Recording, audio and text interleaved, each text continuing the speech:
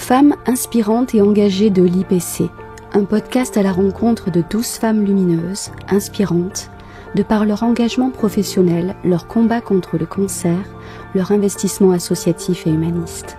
Elles sont artistes, patientes, aidantes, infirmières, chirurgiennes, médecins, cadres de santé ou administratives, mécènes, entrepreneurs ou encore présidentes d'associations. Elles ont toutes un point en commun, elles avancent vers un avenir qu'elles dessinent au jour le jour, sans renoncer à leurs rêves ou à leurs ambitions, en façonnant leur juste place avec passion, énergie et détermination. Ce podcast en 12 épisodes est une production de l'Institut Paoli Calmettes, lancé en mars 2023 par moi-même, Valérie Rivier, directrice communication à l'IPC, à l'occasion de la signature de la charte parité femmes-hommes à l'hôpital.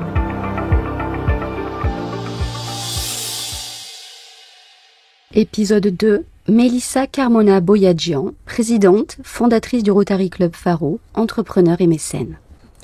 Donc Mélissa Carmona Boyadjian, bonjour. Bonjour Valérie. Je suis ravie de vous recevoir aujourd'hui au studio pour vous présenter succinctement. Eh bien, vous êtes maman de 2 jeunes enfants de 2 et 5 ans et vous êtes mariée à Jean-Philippe que vous avez rencontré dans le cadre de votre investissement associatif au sein du Rotary Club Faro, dont vous êtes la fondatrice. Et qui a contribué notamment au financement de l'Angioscan dernièrement.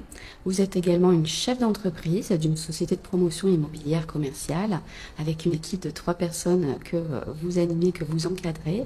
Aujourd'hui, je vous reçois dans le cadre du podcast Femmes engagées et inspirantes pour l'IPC, ou de l'IPC d'ailleurs. Comment avez-vous accueilli votre sélection dans le cadre de ces portraits de femmes qui vont être mis en avant? J'étais très flattée. J'ai un peu de mal, moi, un peu avec la mise en avant, tout ça, donc j'ai quand même pas mal réfléchi. Je trouve que c'est bien. Après, c'est surtout le terme inspirante que j'ai trouvé très très flatteur. Et je me dis que si ça peut aider certaines autres femmes qui peuvent ressembler ou qu'on peut inspirer, c'est que bien. Donc, c'est tout à fait la démarche qui est la nôtre.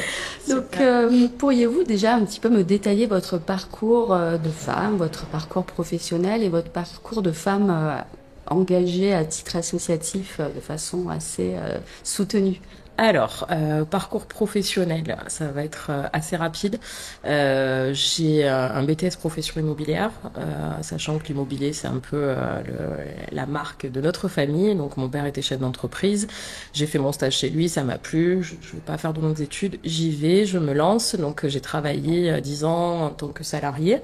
Et ça m'a plu, j'ai avancé. Donc, du coup, je me suis après moi-même associée donc avec un autre membre de ma famille. Et voilà, donc on est associés tous les deux. On a notre entreprise qui tourne. Alors, tantôt difficilement, tantôt bien, en fonction de la conjoncture. En ce moment, ça va, même si c'est très, très compliqué, mais on fait face. Voilà. Et après, au niveau associatif, à 28 ans, j'ai estimé que j'étais quand même bien lotie. J'ai trouvé que j'avais eu accès à une bonne éducation, à des écoles qui étaient plutôt sympas. Bien que venant des quartiers nord, on a quand même bien évolué, on s'est donné les moyens. Et je me suis dit que c'était là le moment en fait de donner un peu de ma personne, d'être reconnaissante vis-à-vis de tout ce qu'on a eu. Et donc je me suis dit que monter un club, c'était pas mal. À Marseille, on a le Rotary qui est quand même plutôt bien implanté. À l'époque, il y avait déjà 11 clubs, quelque chose comme ça. Et je me suis mis le défi de dire, on va en monter un autre et ça va être cool et on va le faire avec des gens sympas. Et avec cette idée déjà, en fait, d'aider Paoli Calmettes, qui est quand même un établissement marseillais, qui rayonne dans la France, peut-être même dans l'Europe. Voilà, donc du coup, on s'est dit que c'était bien de monter ça pour Paoli, et donc on a dit on y va. Donc on a monté le club, on était 16, on est 24 maintenant, avec pas mal de membres encore d'il y a 10 ans. Voilà, et puis j'ai eu la chance de rencontrer aussi mon mari, donc écoutez, ça peut... C'est-à-dire que c'est vraiment le bon plan, entre guillemets, de donner un petit peu et surtout de recevoir. Voilà. Donc l'idée est quand même de monter des actions qui sont intéressante pour le club, hein, parce que on a tous un profil en fait, nos chefs d'entreprise, 30 et 40 ans du coup maintenant, puisqu'on vieillit. L'association a été montée en 2014, donc elle aura 10 ans l'année prochaine. Voilà, donc on se dit que on va faire des choses un peu sympas. Et c'est ce qu'on a fait. On a fait un peu des principes de soirée, de mix expo, où on fait des soirées festives avec une exposition. Alors c'est des fois de l'art, de la danse, enfin ça varie. Et voilà, on fait aussi des choses un peu plus qui nous tiennent à cœur, mais un peu plus difficiles pour nous, comme la tombola de l'IPC ou pour la Noël, on vient, on achète des lots et on passe un peu de temps. Alors bon, maintenant avec le Covid, c'est beaucoup moins de temps. Mais avant, on passait quand même plus de temps avec les malades, qui étaient parfois très seuls, surtout pendant les périodes des fêtes. Donc voilà, avec toute l'équipe, on leur offre un goûter, on parle avec eux, on passe un petit moment et on fait une tombola, avec des lots qui sont souvent adaptés à leur temps qui passe un peu ici, donc des casques audio, des tablettes, des choses comme ça.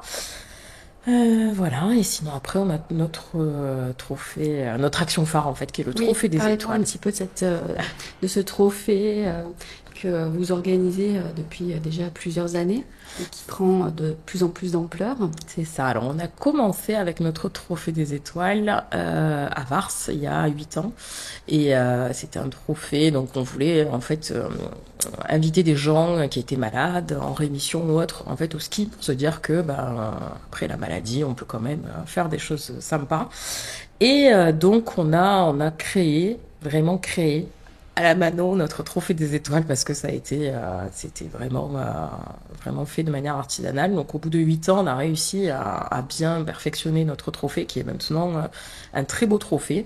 La mairie de Pralou en fait nous donne des subventions pour ce trophée-là, et donc c'est un week-end qui est festif maintenant, donc il se déroulera là les 4 et 5 mars 2023. On investit tout le front de neige. On prépare une flèche slalom, enfin un truc un peu simple, mais qui est très très bon enfant. Donc c'est cool. On fait les podiums, il y a le trophée, donc en fonction des temps de tout le monde. Pardon. Et donc on fait un front de neige avec une ambiance musicale. Il y a tous nos goodies et tout, et ça devient un peu des collectors, tout ça, donc c'est super sympa. On est suivi tous les ans par pas mal de monde. Il y a Paoli Calmette aussi d'ailleurs qui monte avec une délégation de la communication, et on a aussi des malades. On a des associations aussi de femmes en rémission, donc notamment les Complètement Fadades qui montent et qui nous aident aussi. Et on fait une soirée très festive. Voilà, donc cette année... Magnifique programme en perspective. Il faut venir, c'est trop bien.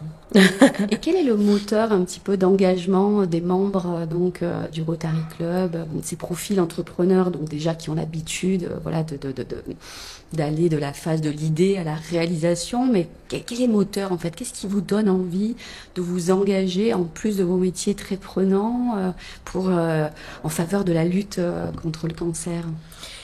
Alors, sur le casting, déjà, quand on recrute, parce qu'on est pas mal démarché, quand on recrute sur l'association, on essaie de garder quand même le trait commun, en fait, de la bonne entente et de l'envie de faire. Voilà, ça c'est vraiment ce qui nous donne à tous, du coup, le moteur général, hein, parce que il peut y avoir des présidents successifs, mais l'idée c'est quand même d'avoir un club qui est plutôt soudé, et en fait, on a tous ce trait commun-là, de dire qu'on a quand même bien réussi, qu'on a des entreprises, qu'on est en bonne santé, ou qu'on est désormais en bonne santé, pour dire que maintenant, il faut qu'on fasse et qu'on aide notre proche.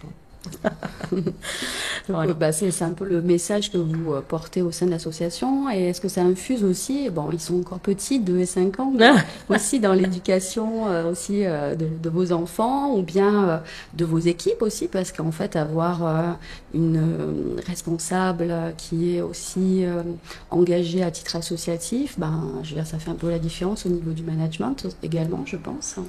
Je suis du coup pas bien placée pour vous répondre, mais je pense parce que pour le coup, ça me prend quand même pas mal de temps. Donc du coup, tout le monde sait que au titre personnel, je suis quand même pas mal investie.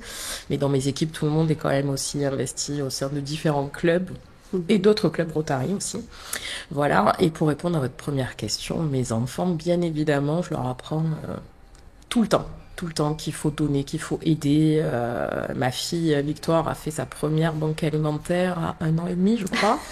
Voilà, donc mon fils là, il est encore un peu trop turbulent, mais l'année prochaine, je lui colle sans problème.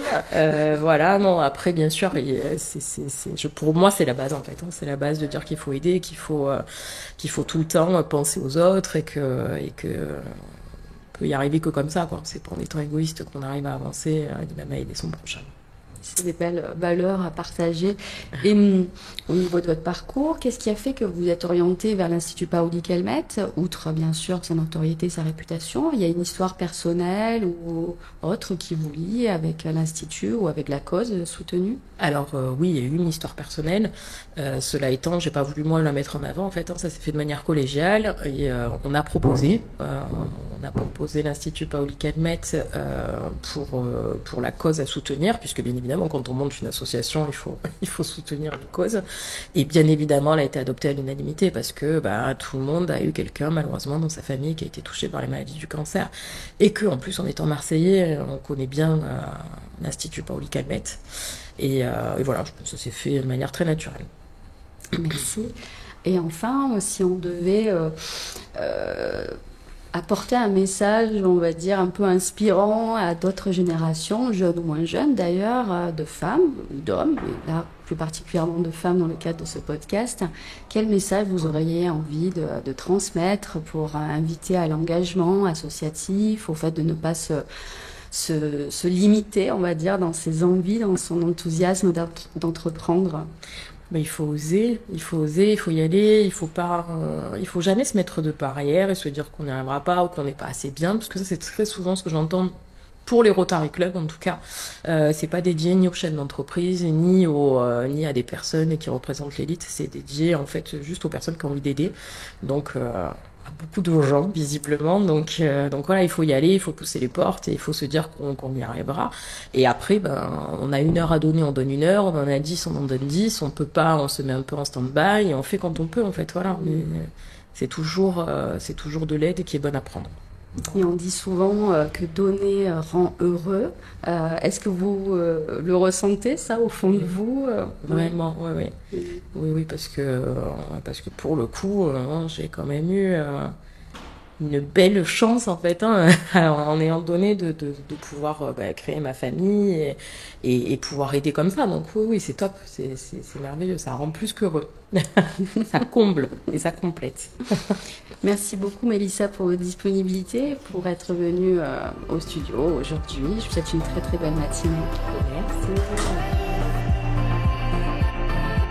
Je remercie chaleureusement notre invité de ce jour pour son propos stimulant et motivant. Un grand merci à nos auditrices et auditeurs pour leur écoute bienveillante. Si le podcast vous a plu, faites-le savoir autour de vous en laissant des avis et un maximum d'étoiles. Merci, à la semaine prochaine.